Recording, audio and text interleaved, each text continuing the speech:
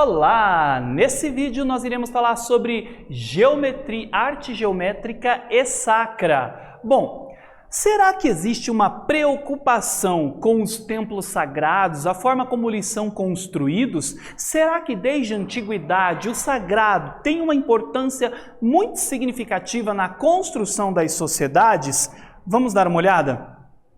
Diferentes linguagens da arte podem se mesclar e dar origem a novas linguagens.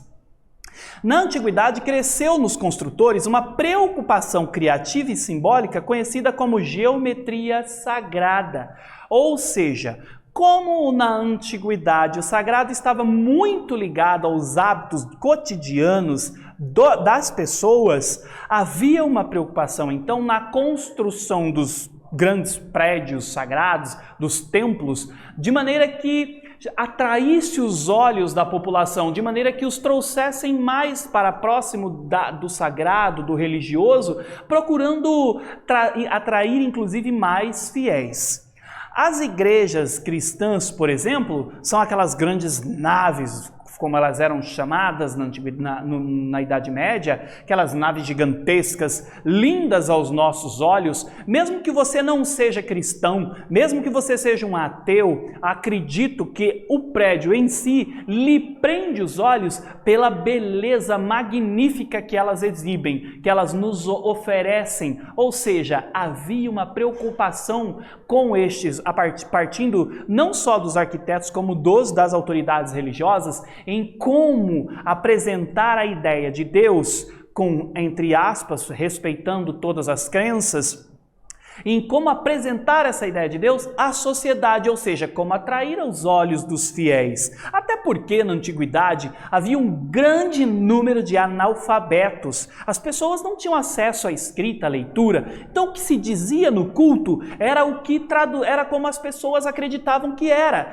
E a arte, ela estava inserida nesse meio como forma de corroborar, confirmar aquilo que havia dito, que o padre ou o sacerdote havia dito dentro do culto. Aí encomendava-se dos pintores, pinturas nas paredes, os afrescos que retratavam passagens bíblicas, os ensinamentos de Cristo, o Apocalipse, ou seja, o que o padre disse corroborava-se através das imagens. As pessoas tinham uma ideia do que era aquilo que o padre estava falando. Então as grandes igrejas, os grandes templos sagrados das diversas religiões têm essa função também de fazer parecer um pedaço do paraíso na Terra. Preocupações que iam além dos saberes artísticos, estéticos e matemáticos e consideravam os aspectos religiosos de cada cultura na construção desses templos. E cada obra artística criada com a geometria sacra se compõe a partir de elementos simbólicos. O que eu quero dizer com isso?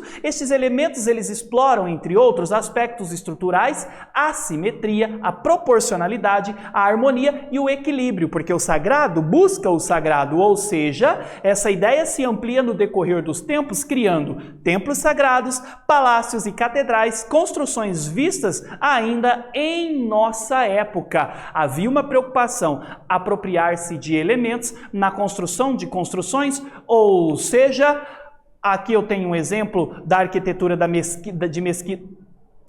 mesquita do Sheikh Lufta, tá lá. Olha, observem a beleza magnífica, a organização geométrica, mas, por exemplo, também o templo de Flor de Lótus de Nova Delhi, que se apropria da Flor de Lótus para construir a ideia de sabedoria, de equilíbrio, do sagrado. A apropriação do elemento flor para a construção de um templo sagrado que remete à ideia de estabilidade, concentração, equilíbrio e paz, natureza. Nesse vídeo nós falamos sobre arte geométrica e sacra. Eu espero que você tenha gostado e até breve!